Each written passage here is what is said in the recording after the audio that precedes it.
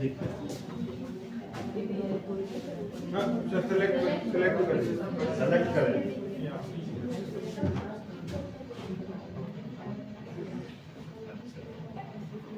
Select हटाने के लिए किस बैंक से कर देंगे सिलेक्ट? चलिए देखिए, ये देख रहे हो ना, पूरा भारत दिख रहा है। मानसून को एक बार फिर देखो, यहीं से आके टकराया ना, टकराने को आगे बढ़ा, आगे बढ़ने के बाद जाके यहाँ पे रुक गया। ये जो हिमालय का जो ये रेंज है, इसमें जाकर रुक गया। उसके बाद फिर वापस आया, एनर्जी लिया, और एनर्जी लेने के बाद पहले राउंड में ये क्या करता है कि घुसता है तुम्हारे उड़ीसा यहाँ से, ये से, और उसके बाद से ये झारखंड वाला एरिया, फिर जो है झारखंड, हाँ झारखंड बिहार, ये होते हुए फिर ये चलेगा यहाँ बिहार से उत्तर प्रदेश में। तो मैंने लिखवाया कि पूर्व एवं दक्षिण पूर्व एरिया से इसकी एंट्री होती है। अब प्रथम झोंक जो होता है, प्रथम जो स्टार्टिंग जो स्ट्रीम इसकी होती है, तो उसमें एक बार ठीक ठाक बारिश करके आगे निकल जाता है। जब सेकेंड राउंड में जब उसे टकराने के बाद फिर आर्द्रता लेके जब एंट्री करता है, तब ये ज़बरदस्त बारिश करेगा। अब यहाँ से ये, अब देखो इधर से इसको जो है, इसको सेव रखो, आगे चल के जो है समझाने के लिए बहुत देर आएगा। यहाँ तक तो क्लियर हुआ ना जो मैं लिखवाया हूँ, कहाँ से एंट्री करता है, तो एंट्री यही, एंट्री करने वाला यही है। मैं इसलिए मैप को मंगवाया कि ये ना मान लेना कि समुद्र के किनारे उत्तर प्रदेश को ना बैठा के देना ले जाके समुद्र में तो ये घुस रहा है यहीं से, उड़ीसा साइड, उड़ीसा से, और फिर यहाँ वेस्ट ऑफ बंगाल से, यहाँ से घुसेगा तो सीधे जाके झारखंड में जाएगा, फिर बिहार को टच करेगा, और उसके बाद उत्तर प्रदेश में घुस जाएगा। और जब घुस जाएगा तब देखते रहो कि ये वाला एरिया जो है जहाँ से घुस रहा है, इधर बारिश अधिक करेगा कि कम करेगा? अधिक करेगा। यही कारण है कि अपने वाले क्षेत्र में जो पूर्वांचल है, यहाँ पे बारिश क्या होती है? अधिक होती है। चलिए आगे। इस मानसून का पैरा चेंज कर करके लिखना। इस मानसून का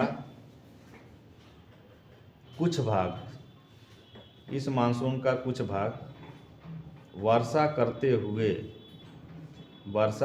हुए सीधे पश्चिम की ओर निकल जाता है, सीधे पश्चिम की ओर निकल जाता है। यही पहला झोंका है। जब जुलाई के महीने में एंट्री किया तो ये पहला झोंका दिया, जिससे मैं किसान क्या करते हैं, रोपाई शुरू कर देते हैं, रोपाई शुरू कर देते हैं। बीज तो डालेंगे, फिर जो रोपाई शुरू करते हैं। जुलाई में देखो रोपाई शुरू हो जाती है। यही रीजन है कि पाकिस्तान वाला जो टेरिटरी है उसमें गेहूं का उत्पादन ज़्यादा होता है। हाँ, वो पूरा जो एरिया देखोगे तो सब के सब गेहूं के उत्पादन वाले हैं। अब नीचे मत चले जाना, उत्तर भारत की बात हो रही है, महाराष्ट्र में और केरल में मत चले जाना। वहाँ पे गेहूं का बहुत कम उत्पादन होता है। हाँ, मिलेट्स, हाँ, ये सब चीज़ों का उत्पादन, मसाला को अधिक करते हैं सब, क्योंकि मसाला वगैरह में तुम पानी चला के पैदा बहुत नहीं कर पाओगे। उसके लिए एक अपना एक क्लाइमेट होता है। भले अपने यहाँ जो इस समय जो लोग काली मिर्च भी लगा रहे हैं, और क्या नाम है कि हम देख रहे हैं दरवाई लोग तेज पत्ता लगा लिए हैं, उसके बाद से वो वाला लगा लिए हैं, क्या नाम है जो इलायची आती है, इलायची भी सबके यहाँ लग रही है। लेकिन वह जो गुणवत्ता जो दक्षिण भारत वाली है वह इसमें नहीं आएगी। अब बोने के लिए तो लोग सेब भी बो दे रहे हैं, संतरा लगा रहे हैं, लेकिन कोई खा पा रहा है उसको? संतरा बहुत खट्टा होता है, बहुत खट्टा हो जा रहा है। ये सारे जो फसल क्लाइमेट पर डिपेंड करते हैं। हम लोगों का जो क्लाइमेट प्रकृति दी है ना, ये धाने गेहूँ पैदा करने के लिए, गन्ना पैदा करने के लिए दी है। हाँ, दक्षिण भारत में गन्ना का उत्पादन होता है। चलिए, लेकिन कुछ भाग उत्तर की ओर बढ़ता है, लेकिन कुछ भाग उत्तर की ओर बढ़ता है, उत्तर की ओर बढ़ता है और हिमालय पर्वत से टकराकर पुनः वापस लौटता है। ये मानसून आया ना, ये प्रदेश में एंट्री किया, इसका जो है कुछ हिस्सा क्या किया, यहाँ वर्षा कर दिया। अब वर्षा करने के बाद कुछ हिस्सा क्या होता है, सीधे उत्तर की तरफ बढ़ जाता है। यही तो हिमालय पर्वत वाला रेंज है, क्योंकि ये नेपाल है आपका, और हिमालय में ये नेपाल उत्तराखंड है, हाँ? और उत्तराखंड नेपाल में क्या है, हिमालय है। ये एंट्री तो की, कुछ बारिश की, उसके बाद इतनी एनर्जी इसके पास होती है कि कभी कहीं रुकती नहीं है, सीधे जाके टकराएगी हिमालय में। बादल ऊपर फटते हैं। हाँ? बादल फटते हैं। हाँ, बादल फटते हैं। मैंने कहा कि ये एंट्री की यहाँ से, कहाँ से, उड़ीसा से और पश्चिम बंगाल से एंट्री करने के बाद ये झारखंड और बिहार में बारिश करते हुए पहुंच गई उत्तर प्रदेश। अभी इसके पास एनर्जी है तो पूर्वांचल में प्रथम लहर में बारिश कर दी है, और उसके बाद से एनर्जी थोड़ी कम हुई तो फिर ये भागती है सीधे ऊपर भागती है, तो हिमालय से क्या करती है, टकरा जाती है उत्तराखंड में और नेपाल वाले एरिया में। जब यहाँ पे नेपाल हिमालय से टकराती है तो फिर ये दोनों एनर्जी के साथ वापस लौटती है। जब वापस लौटती है तब स्थिर होके तब बारिश करती है। अगस्त सितंबर के महीने में, विशेषकर अगस्त के महीने में, जुलाई के लास्ट या अगस्त में ये फिर वापस आती है हिमालय से टकरा के, तो खूब बारिश करती है। क्लियर हो रहा है? तो यदि क्वेश्चन मान लो अंदर घुस के बना दे कि उत्तर प्रदेश में मानसून के प्रथम लहर से अधिक बारिश होती है कि द्वितीय लहर से अधिक बारिश होती है, तो सेकेंड लहर से जो लौटती है, कहाँ से, हिमालय से टकरा के, तब वो बारिश करती है। चलिए, पुनः वापस लौटता है। इस वापस हुए मानसून से प्रदेश के तराई क्षेत्र में खूब वर्षा होती है। इस वापस होते हुए, वापस ये लिख लिया ना, क्या लिखे है, इस वापस हुए मानसून से, लेकिन कुछ भाग उत्तर की ओर बढ़ता है और हिमालय पर्वत से टकरा कर पुनः वापस लौटता है। हो गया है? इस वापस हुए मानसून से, इस वापस हुए मानसून से प्रदेश के तराई क्षेत्र में, जहाँ पे हम लोग हैं, प्रदेश के तराई क्षेत्र में खूब वर्षा होती है।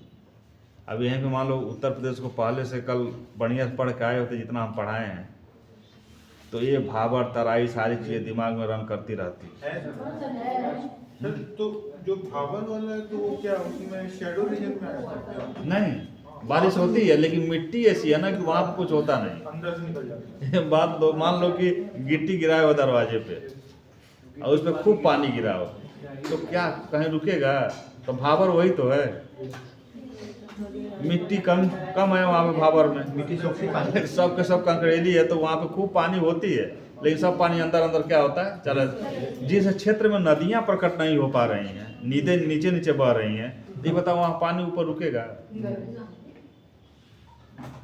ये भी देख रहे हो कि प्रदेश में सबसे अधिक जिले किस एरिया में पड़ रहे हैं, तुम्हारा भाबर और तराई क्षेत्र में पड़ रहे हैं। तो प्रदेश में क्यों नहीं सर्वाधिक वर्षा करने वाली ये मानसून होगी?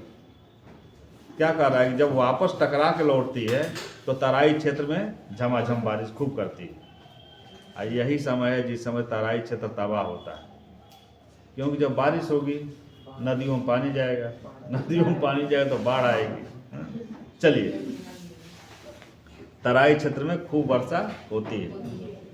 अगला, दक्षिण पश्चिमी मानसून की,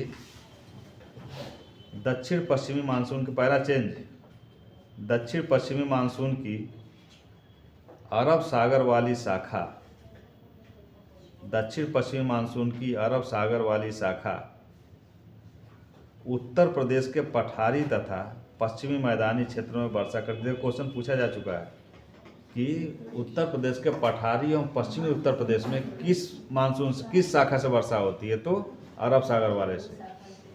पहला चेंज किए हो ना, यूपी के पठारी, प्रयास करो कि कम से कम यूपी के लिए 2 कलम से 3 कलम आप लोग रखो, एक रेड, एक ब्लू, एक ब्लैक, क्योंकि देखो सिलेबस इसका कम है, सिलेबस कम है और क्वेश्चन इससे अधिक पूछे जाते हैं, तो इसलिए इसमें अब कुछ ऐसा नहीं बचा है जो क्वेश्चन नहीं पूछे जा चुके हैं। देखो एक क्वेश्चन पूछा जा चुका है कि उत्तर प्रदेश के पठारी क्षेत्र में किस मानसून से वर्षा होती है? अरब सागर वाली शाखा से वर्षा होती है। अपने जो है मध्यांचल और पूर्वांचल और उत्तरी क्षेत्र में वर्षा किससे होती है? अरब सागर वाली शाखा से। मध्यांचल और हाँ बंगाल खाड़ी वाले से होता है। हाँ, बंगाल की वही तो पूर्वी बंगाल की खाड़ी वाली से। अरब सागर वाले से केवल कहाँ हो रहा है? पठार। मेडिटेरेनियन सी के इफेक्ट से यहाँ पे हो रहा है। हाँ? नहीं नहीं, वो नहीं, अभी वर्षा ऋतु पढ़ रहे हो, वो तो जाड़े वाला वर्षा है। वर्षा ऋतु में जो है अरब सागर वाली शाखा से उत्तर प्रदेश के किस क्षेत्र में वर्षा होती है? मेरठ मथुरा वाला है। मेरठ मथुरा होता है। होता है, पश्चिमी क्षेत्र में होता है, लेकिन सबसे अधिक वर्षा कहाँ होती है उस अरब सागर वाली शाखा से? जो पठारी क्षेत्र है, दक्षिण वाला। हाँ, वो पढ़े हो ना, जैसे कि दक्षिण बुंदेलखंड का पठार, फिर पूर्वांचल जो तराई क्षेत्र है, मध्यांचल, फिर पश्चिमी क्षेत्र। उसको अपने नोट्स में खोल के देखो, सारी चीज़ों को एकदम पूरा क्लियर पढ़ाया गया है। तो वही मैं बता रहा हूँ कि ये क्वेश्चन पूछा है कि प्रदेश के पहाड़ियों पर, दक्षिणी पहाड़ियों पठारी क्षेत्र में किससे वर्षा होती है? तो वर्षा होती है अरब सागर वाली शाखा से, न कि बंगाल की खाड़ी वाली शाखा से। चलो लिख लो, इसको क्लियर हो जाएगा। सबसे बड़ी मानसून अरब सागर वाली शाखा यूपी कहाँ से पठार कर का रही थी? इंटर, जैसे ये गुजरात से एंटर करते हैं, कहाँ से? हाँ, वहाँ से अरब सागर वाली शाखा। नहीं, बीच बीच में जहाँ जहाँ मान लो पश्चिमी घाट की पहाड़ियाँ जहाँ जहाँ गैप हैं, वहाँ से इंटर कर जाती है, लेकिन बहुत अधिक मात्रा में इंटर नहीं करती है। इसीलिए आगे बढ़ के जो है, अब देखो बुंदेलखंड वाला क्षेत्र कौन सा है? ये नीचे वाला मध्य प्रदेश से लगा हुआ मध्य है। प्रदेश वाला एरिया है, यही तो बुंदेलखंड वाला क्षेत्र है। ठीक, ये एंट्री कर रही है यहीं से,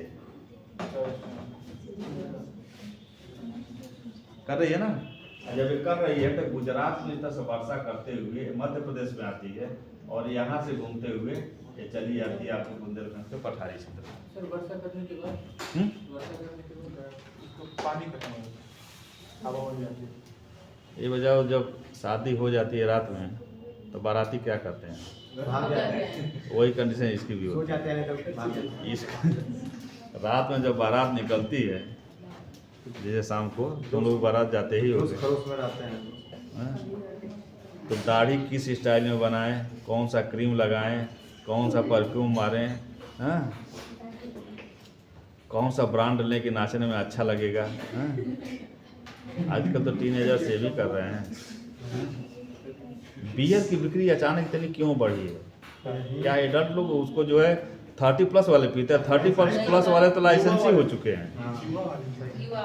जो नया नया है, ये जो 18 से 25 वाला वर्ग है ना, बस ये पार्टी में नाचना है उसको, तो इसलिए जो है वो बियर पी रहा है। आज हम देख रहे हैं चट्टी चौराहे पे भी बियर की दुकानें चल रही हैं। अब बियर मिलता है कितने में? 130 रुपये में, 120 रुपये में, हाँ? और जो 30+ वाले हैं ना, उनके कंधे पे परिवार का बोझ आ गया है। 55 में काम चलाता है। वो 55 से ही काम चला लेते हैं। 55 में ही काम चला लेते हैं फुल, बस, हाँ? Full bike. अभी इधर क्या है कि इनके पास जो है कोई जिम्मेदारी है नहीं, पॉकेट में 500 रुपया है, मोबाइल बढ़िया चाहिए। खटाक दे जो बियर। कहने के लिए अगर पकड़े भी गए तो कहेंगे अरे कोल्ड ड्रिंक टाइप का कोल्ड ड्रिंक है, एनर्जी ड्रिंक। ये समझते वो बुल करके कोई एनर्जी ड्रिंक कर रेड बुल। अब देखो नाम रेड बुल में क्या है, थोड़ा काफी उपी का मात्रा बढ़ा दिया है, कैफीन अधिक है और स्वाद भी ठीक है। और खराब स्वाद जानबूझ के बनाया है सब। हाँ, खराब जानबूझ के बनाया क्योंकि शराब का स्वाद खराब होता है ना, तो युवा वर्ग जब उसको पिएगा तो खराब स्वाद के नाते धीरे धीरे उसको भी लगेगा कि मस्ती आ रही है। सारी चीजें तुम्हारे दिमाग से है और कुछ है नहीं। जो शराब पी के बौड़ियाते हैं उनको शराब लगती नहीं है, उनके दिमाग में है कि यार 55 पे खर्च किए हैं, इसका कुछ दिखना चाहिए, इसलिए बौड़ियाते हैं। कुछ नहीं शराब करती है, शराब कुछ नहीं करती है, थोड़ा सा मस्ती जरूर ला दी क्योंकि अल्कोहल है। ये नहीं कहेगी कि आप भूल जाओ कि अब उसको गरियाना है, ये नहीं। शराब कभी भी आपको इतना नहीं पागल बनाती सर जो जुनून रहता है उसी को बाहर निकलता है ना। नहीं यार, रुकाने के लिए होता है, कुछ नहीं होता है। आप देखिए नशा असली चीज वो सूखे वाले कराते हैं, जो बीता वो बन रहता है, पड़ा रहता है। हाँ, वो है नशा असली रहता है। कि जहाँ पे ले लिए, जैसे अफीम ले लिए, चरस ले लिए, हीरोइन ले लिए, वहीं पर बस सर मस्त। गाँव में कहते हैं लोग। नहीं, गांजा में भी उतनी एनर्जी नहीं। सर इसको अफीम वगैरह कहते हैं। दारू ऐसा नशा है कि औरत को पिला तो मर्द बन जाएगा, और ये गांजा वांजा और मर्द को पिला तो औरत बन जाएगा। नहीं, भांग में लक्षण होता है, भांग जो है डराती है। जैसे भांग खा लोगे ना तो लगेगा कि ये अब छत हमारे ऊपर ही गिरने वाला है, ये धरती उठ रही है। दारू में ऐसा नहीं होता है। दारू में जो है थोड़ा साहस बढ़ जाता है, लेकिन साहस बढ़ता है, दिमाग को इतना नहीं पगलवाती कि ऐसा है कि सामने वाले को गरिया दो, नहीं, ऐसा यही सब होता है। तो वही मान के चलो, जब वर्षा कर लेती है, इसकी आर्द्रता खत्म हो जाती है। आर्द्रता खत्म का मतलब एनर्जी खत्म। अब ये बारातियों की तरह सुबह जो है, सुबह वाली बारातियों कंडीशन की हो जाती है, कोई नहीं इनको पूछता है। सुबह बारातियों कोई पूछता है? नहीं पूछता है। और शाम को भी कोई बहुत नहीं पूछता है, ये सब अपने एनर्जी में रहते हैं, समझ। क्वेश्चन ये है कि एंट्री जो सोनभद्र वाले एरिया से भी प्रॉब्लम करती है, तो एंट्री के टाइम पे यहाँ पे वो हल्की सी बारिश कराता है। हाँ, इस साइड में सबसे ज्यादा बारिश कौन सी है? किस साइड? जो पतला वाला इलाहाबाद सोनभद्र वाला एरिया है, मिर्जापुर वाला, हाँ नीचे वाला, हाँ, वहाँ पे सबसे ज्यादा बारिश कौन कराता है? वहाँ पे सबसे ज्यादा बारिश, देखो यहाँ पे सबसे ज्यादा कंसेप्ट नहीं है, दोनों जो है कम कम बारिश कर देती है। कम बारिश। जैसे कि इसका एनर्जी खत्म हो गया रहता है, जो इधर से घुसी है स्टार्टिंग वाली, और इसकी भी एनर्जी लगभग वहाँ इलाहाबाद तक जाते हुए खत्म हो जाती है। इसलिए सोनभद्र और इलाहाबाद में बारिश बहुत कम होती है, बस क्योंकि ये पेरिफेरियल एरिया पड़ जाता है ना। राजस्थान वाला जो एरिया है, हाँ, वहाँ तो डेजर्ट पड़ रहा है। डेजर्ट है, उसके पीछे हिमवती वो है, क्या नाम, अरावली की पहाड़ी। अरावली की पहाड़ी को आज के अनुसार मत देखो ना। अरावली की पहाड़ी कभी कहा जाता है कि हिमालय की तरह से थी, अवशिष्ट पर्वत बची है बस। वो इतनी ऊंचाई पे थी कि वो मानसून को ऊपर उठा देती थी, और जब ऊपर उठा दी तो फिर वो जो रेगिस्तान वाला एरिया राजस्थान का, वहाँ बारिशें नहीं हो पाती थी। एक लंबे समय के बाद, जानते हो 15 साल तक अगर 25 सेंटीमीटर से कम बारिश रिकॉर्ड हुआ तो उसको डेजर्ट घोषित कर दिया जाता है। तो यही अब देखो, पहले की अपेक्षा राजस्थान में बारिश हो रही कि नहीं? अरावली धीरे धीरे डाउन हो रही है, हो रहा है। लेकिन अरावली पे अभी जो विवाद उठा था, ये बताओ, अरावली खत्म हो जाती तो जानते हो, ये जो लू आता है अपने यहाँ ना, जो धूल भरी आंधी, इसको अरावली काफ़ी हद तक कंट्रोल कर देती है। ये पूरा के पूरा जो धूल भरी आंधी जो है, जैसे कि रेगिस्तानी एरिया में जो राजस्थान का जो बाड़मेर है, जैसलमेर है, बीकानेर है, इन सब एरिया में अगर जो भूल के तुम सो गए, नींद लग गई, तो पता चले कि तुम्हारा कब्र बन गया, निकल ही नहीं पाओगे, वो टीला बन जाएगा। तो वो वाली कंडीशन आपके दिल्ली उल्ली तक भी ये वीरान हो जाता है। अगर जो अरावली को ख़त्म कर दिया जाए, फ्रंट कंडीशन में है, इसको काट के ख़त्म कर दिया जाए, जिससे जो सुप्रीम कोर्ट का परिभाषा क्या था, पहाड़ी 100 मीटर से ऊपर वाले को क्या कहेगा, वो पहाड़ कहेगा, और नीचे वाले को जो है काट दिया जाएगा। मानो पहाड़ की परिभाषा, काटने की बात नहीं कहा था, मानो पहाड़ की परिभाषा में नहीं आएगा। जो माफिया लोग होते हैं ऐसे ही कानून खोजते हैं कि जब तक सुप्रीम कोर्ट अगला निर्णय देगा तब तक हम काफ़ी हद तक काट चुके रहेंगे। उनको ही पता रहता है कि अभी हम नौटंकी शुरू करेंगे तो सुप्रीम कोर्ट फिर निर्णय अपना बदलेगा। लेकिन तब तक ये क्या हुआ, पहले ही आंदोलन हो गया, सुप्रीम कोर्ट को जो है उस पर स्टे लेना पड़ा। चलिए आगे बढ़ो। हाँ, दक्षिण पश्चिमी मानसून की अरब वाली शाखा उत्तर प्रदेश के पठारी तथा पश्चिमी मैदानी क्षेत्र में वर्षा करती है।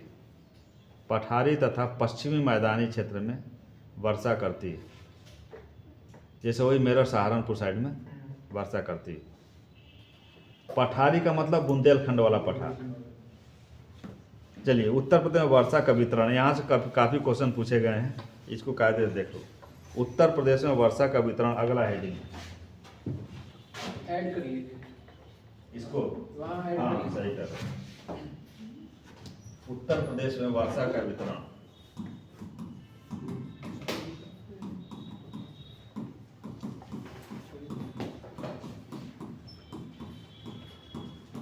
ऐसा तो है नहीं पूरे प्रदेश में एक समान वर्षा होती है, कहीं अधिक होती है प्रदेश में, कहीं कम होती है। लिखो उत्तर प्रदेश में, उत्तर प्रदेश में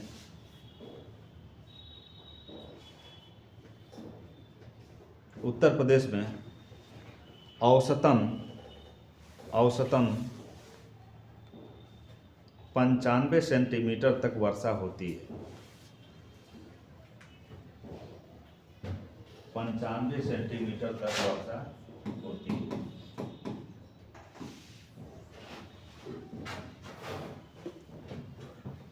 जो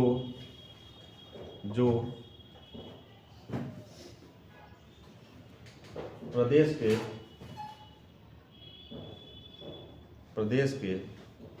भिन्न भिन्न क्षेत्रों में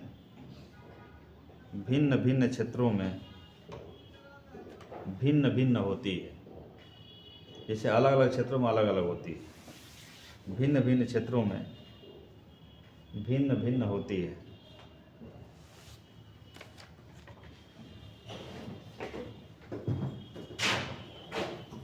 अभी भिन्नता में क्या, पहले दो राउंड में बांटो इसको।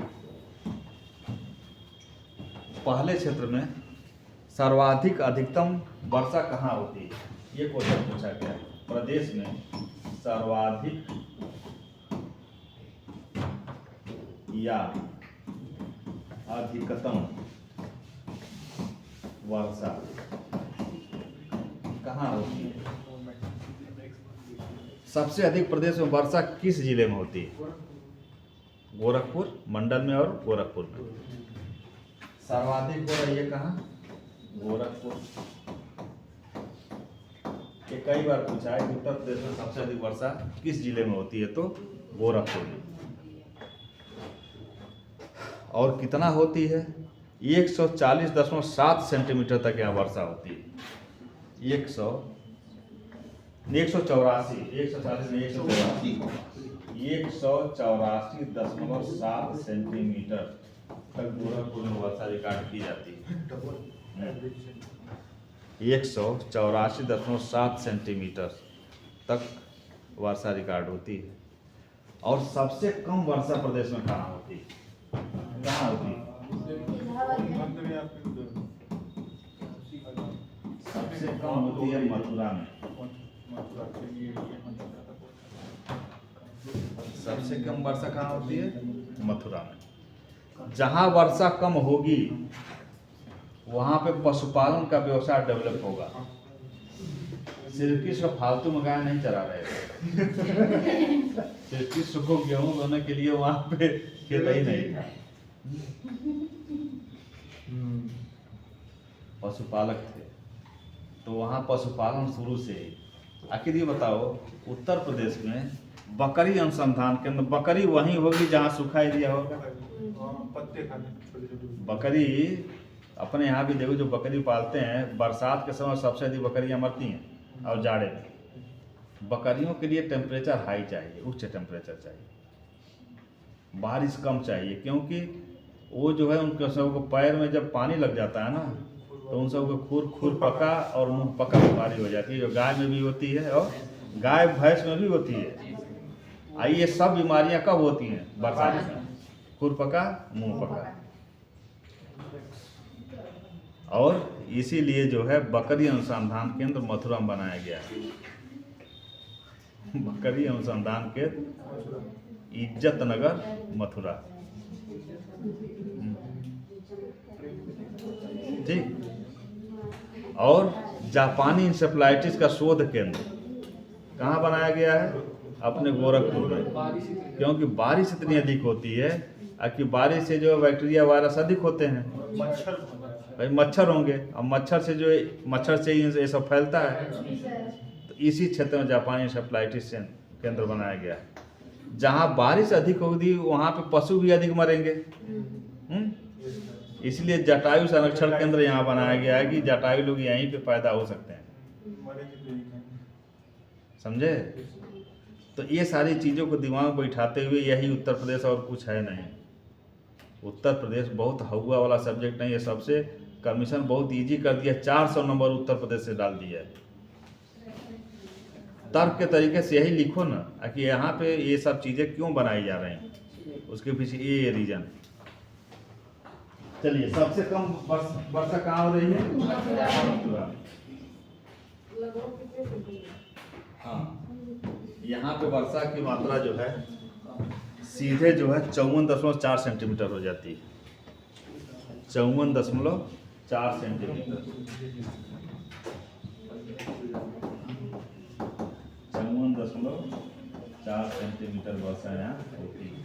अब बताओ, प्रदेश एक ही है, प्रदेश एक ही है, बहुत बड़ा क्षेत्रफल भी नहीं है। क्षेत्रफल के दृष्टिकोण से देखा जाए तो उत्तर प्रदेश भारत में कौथा नंबर पे आ रहा है?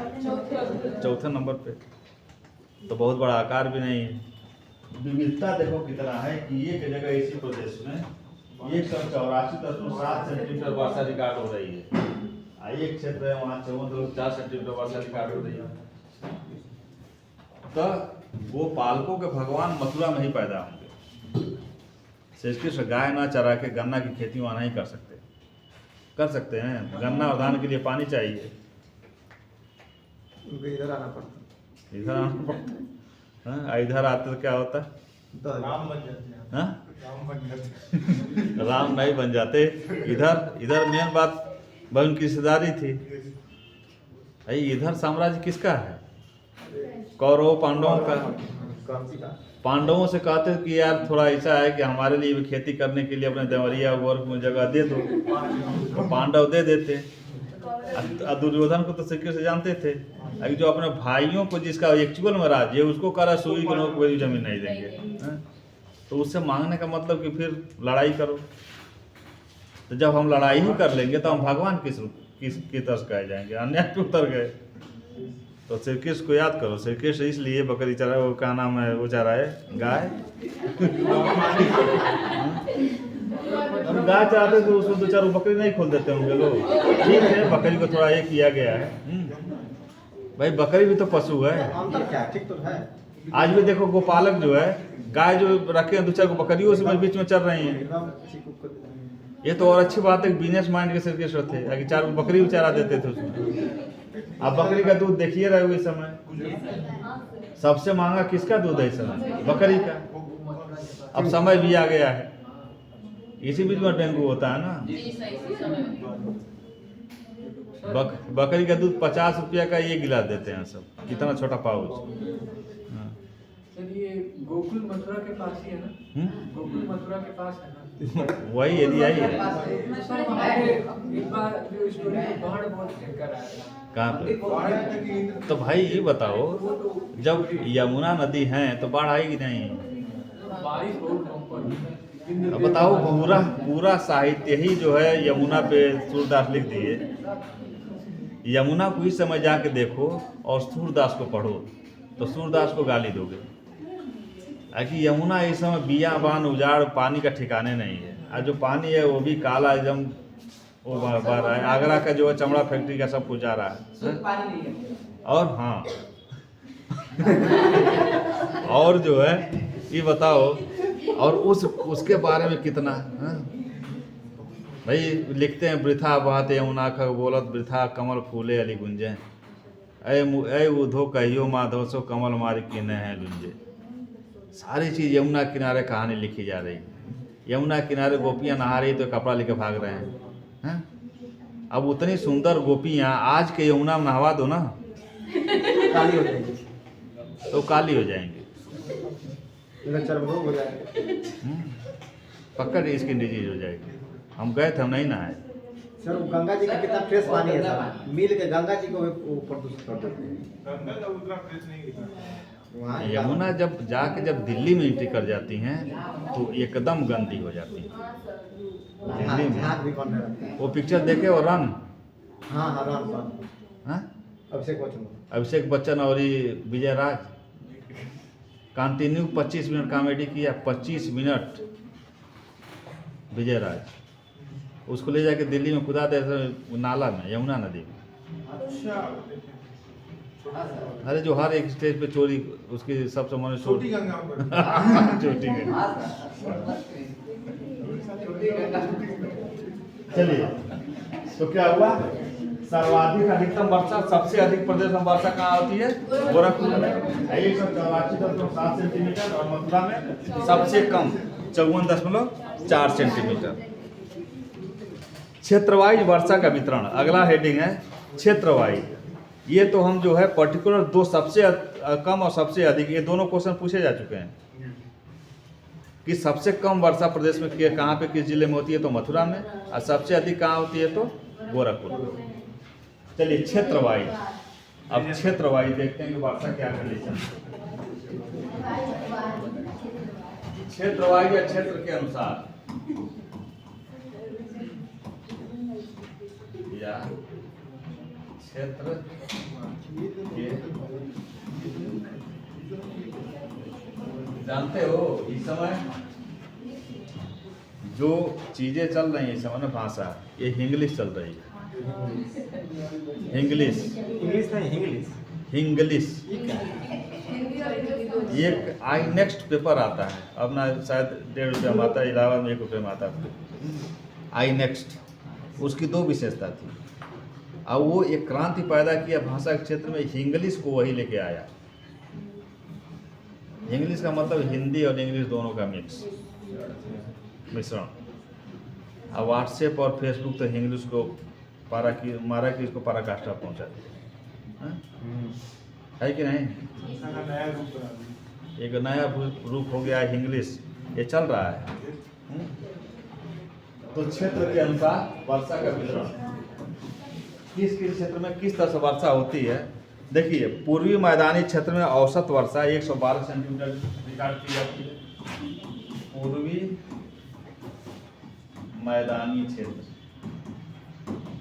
जैसे जहाँ पे हम लोग हैं, ये तराई वाला बेल्ट है, में 112 सेंटीमीटर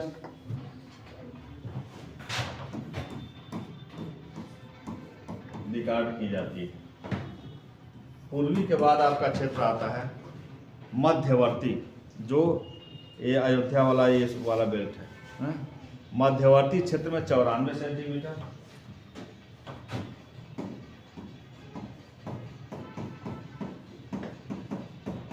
क्षेत्र में सर मध्यांचल भी, हाँ मध्यवर्ती मध्यांचल लिख सकते हो, 94 सेंटीमीटर।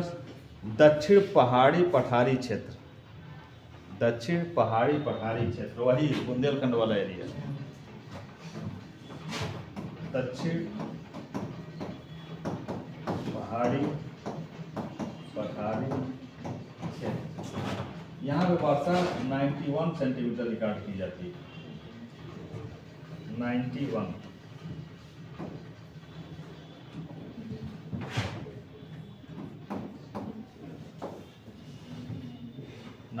सेंटीमीटर। और पश्चिम के मैदानी क्षेत्र में सबसे कम रिकॉर्ड की जाती है 84 सेंटीमीटर। पश्चिम के मैदानी क्षेत्र,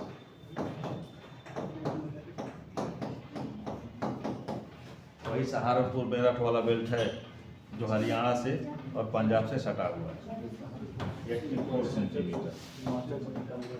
ये क्वेश्चन भी पूछा गया है कि क्षेत्र वाइज वर्षा का वितरण। क्षेत्र में यदि सबसे कम वर्षा कहाँ होती है, तो पश्चिमी क्षेत्र में। सबसे अधिक कहाँ होती है, अपने यहाँ पूर्वी मैदानी तराई क्षेत्र में। और दूसरे नंबर पे कम होती है आपका 91 सेंटीमीटर दक्षिण पहाड़ी पठारी क्षेत्र है, वो बुंदेलखंड वाला एरिया, झांसी, हमीरपुर, चित्रकूट, ये वाले एरिया। क्लियर, ये है वर्षा का क्षेत्र वाइज वितरण।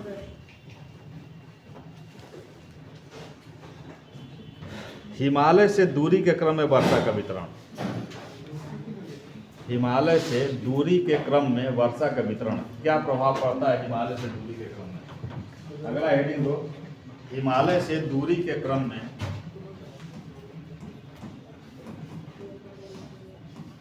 हिमालय से दूरी के क्रम में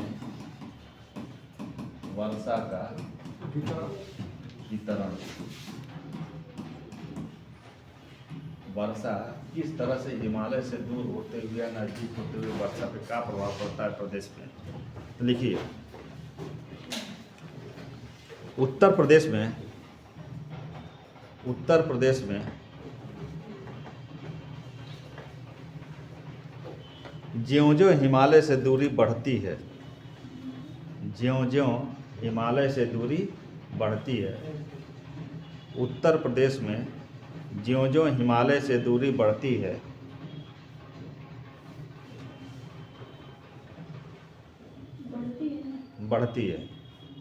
एवं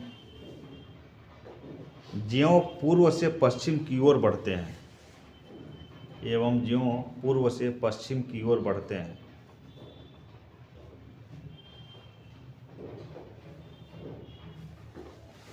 वर्षा की मात्रा में कमी होती जाती है। समझ रहे हो?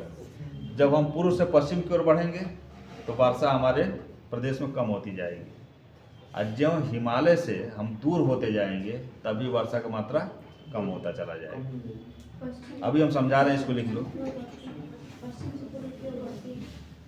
हाँ, एवं ज्यों पूर्व से पश्चिम की ओर बढ़ते हैं, वर्षा की मात्रा में कमी होती जाती है,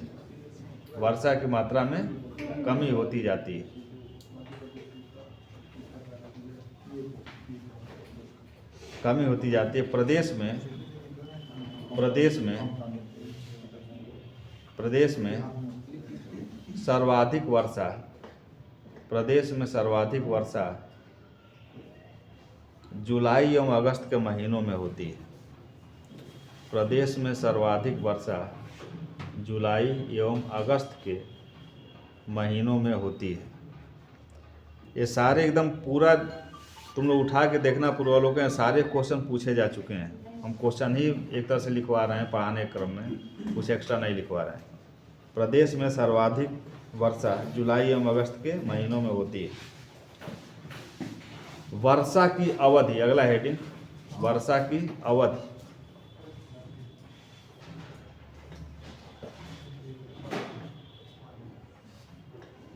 वर्षा की अवधि, प्रदेश में वर्षा की अवधि का टाइमिंग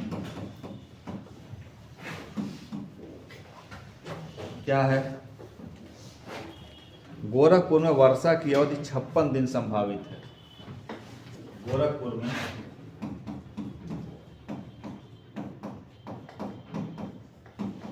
वर्षा की अवधि कितने दिन संभावित है?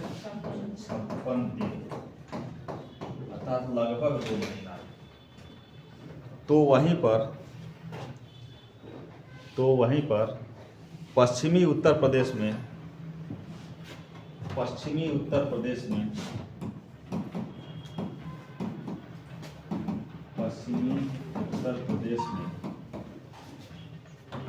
32 दिन संभावित है।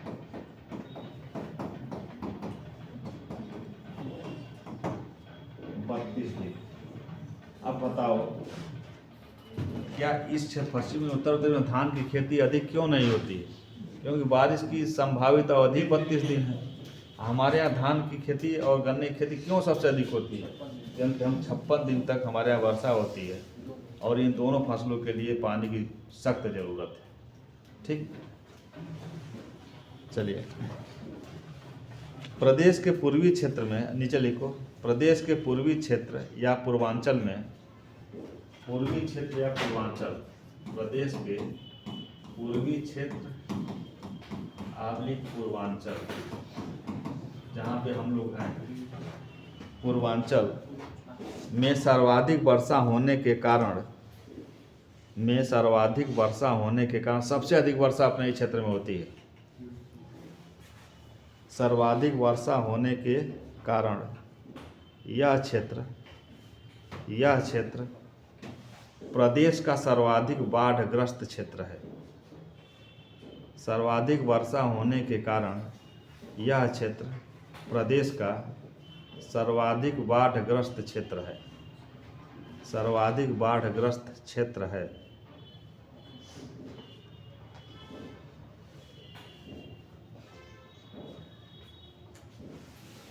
आगे बढ़िए।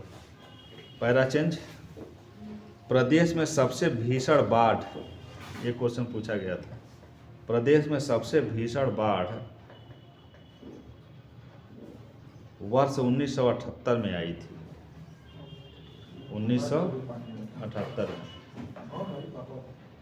वो लोग बताते होंगे, सही बात। प्रदेश में सबसे भीषण बाढ़ वर्ष 1978 ईस्वी में आई थी, जिसमें प्रदेश की लगभग 23% आबादी प्रभावित हुई थी। प्रदेश की 23% आबादी।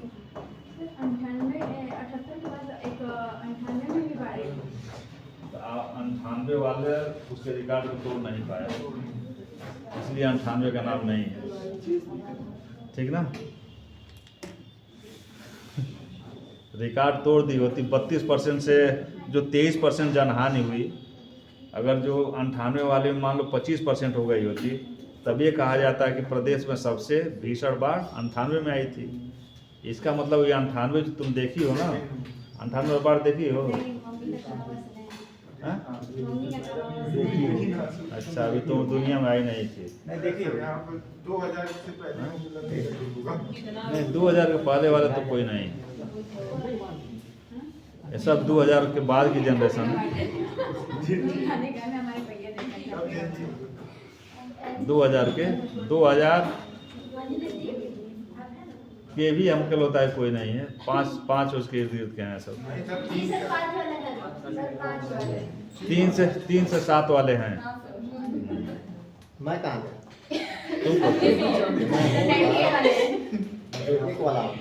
तुम 2001 के हो, तो चलो ठीक है। तो तभी 2000 के बाद के तो कि ग्लोबलाइजेशन के युग की पूरी आबादी है। ये 91 में ग्लोबलाइजेशन को अपना लिया गया, और 2000 तक आते आते ग्लोबलाइजेशन भारत में दिखने लगा। गाड़ियाँ नहीं देखते, कल्चर में दिखने लगा था। ग्लोबलाइजेशन की देन है कि जो स्त्रियों की शिक्षा इतनी अधिक बढ़ी, तो वैश्वीकरण की ही देन है। वैश्वीकरण की देन। अभी 90 तक अभी फीमेल को बहुत तवज्जो नहीं दिया जा रहा था, लड़कियों को। 90 के बाद जब देश दुनिया से हम बहुत पूरी दुनिया से परिचित हुए, तब भारत के लोग समझे कि नहीं नहीं, आधी आबादी को भी कुछ देना चाहिए। देखो, भारत के पुरुष इतने चालाक लोग हैं कि इन सब को लिख पढ़ के बस मना लिया औरतों को। पुराणों में लिख दिए कि यत्र नारेस्तु पूजते रमन्ते तत्र देवता। औरत उसी में एकदम खुश है कि हमको तो जो है देवता का दर्जा दे दिए। लेकिन पुरुष देवता का दर्जा इसलिए दिया है कि अपने टोटल जो मनमानी करने के लिए, ताकि उसको जो है बांधो। इसको पायल पहना दिया, इसके ऊपर कंट्रोल कर दिया, लेकिन अपने कंट्रोल नहीं। कि अगर जो पायल क्यों पहना है, उस पायल में घुंघरू भी लगा दिया, अगर तनी भी उठ के चलेगी। औरत खुश इसलिए कि हम छम छम चल रहे हैं तो अच्छा लग रहा है, वो नहीं जान रही कि उसको बांध दिया पुरुष। आज छम छम की आवाज पे गाना भी पुरुष बना दिया, औरतें गाई भी खूब। हाँ ब्यूटी स्टैंडर्ड बन गया। हाँ, देखो, जबकि बाधा एक्चुअल में इसलिए कि किसी न किसी पुरुष को अपने बीवी पर शंका होगा। वो सोचा कि इसको कैसे कंट्रोल करे जिससे कि पगहा भी ना लगे, ये जो है कहीं इधर तो जा भी ना पाए। तो इसलिए उसको पायल पहनाया, उस पायल में जो घुंघरू लगा दिया। एक तो उठ के चलो, फिर पीछे समाएंगे और फिर हम रंगे हाथ पकड़ेंगे। तो ये सब पुरुष की मानसिकता है, इन सब गुलाम बनाने का। जो गाय मरखैया निकल जाती है, उसको नाथा जाता है ना, इस स्वेच्छा से नथवा लेते हैं। जाके पैसा दे के सुनार को। गाय तो कम से कम यार इन लोग से महान है, इन सबों से गाय महान है। आगे कम से कम नाथने जाओ तो 10 लोगों की जरूरत पड़ेगी, वो छोड़ाती है। आई जाके जो बैठ के पैसा दे के नथवाती हैं सब। हाँ? ये जानते हो इतनी भोली भाली आबादी है ना कि पुरुष इनको खूब बरगला है, लेकिन अब नहीं बरगला पा रहा है। चलिए, वर्षा ऋतु में प्रदेश का औसत तापमान। वर्षा ऋतु में प्रदेश का औसत तापमान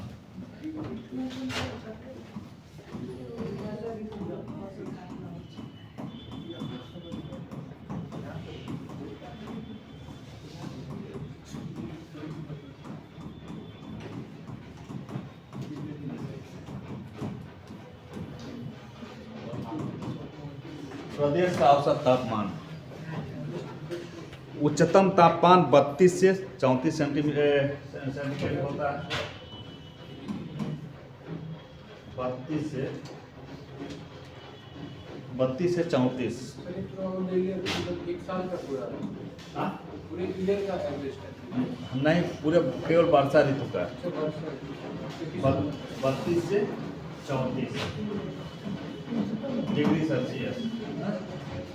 और न्यूनतम तापक्रम होता है 25 डिग्री सेल्सियस वर्षा ऋतु में। केवल वर्षा ऋतु में देखो लिखा है 25 डिग्री सेल्सियस। अब क्वेश्चन ये पूछा कि वर्षा ऋतु में प्रदेश का तापांतर कितना होता है? 7 से 9। हाँ? प्रदेश का 7 से 8 डिग्री सेंटीग्रेड तक होता है। अब इसको ये दोनों याद रहे हो तो मान लो कि नजदीक के आंसर में पहुंच गया। जी सर। लेकिन जिसको नहीं याद है तो बस ये रख ले 7 से 8 डिग्री सेल्सियस। ये क्वेश्चन पूछा है कि वर्षा ऋतु में तापांतर प्रदेश का कितना होता है, तो 7 से 8 डिग्री सेल्सियस होता है। अगला टॉपिक है शीत ऋतु। और शीत ऋतु होगा अगले चैप्टर, अब अगले क्लास में। शीत ऋतु हेडिंग दे दो, प्रदेश में शीत ऋतु। शीत ऋतु खत्म होने के जस्ट बाद हम आ जाएंगे अगले चैप्टर में प्रदेश, नदी तंत्र, झीलें, सिंचाई एवं भूगर्भ जल। ये चौथा चैप्टर हमारा शुरू हो जाएगा। हाँ, 12 चैप्टर पढ़ लोगे उत्तर प्रदेश की ज्ञाता हो जाओगी। है तो 20 चैप्टर, लेकिन 12 चैप्टर में ये सब खत्म हो जाएगा, जिसमें 4 चैप्टर पढ़ चुकी है। चौथा चैप्टर शुरू होगा।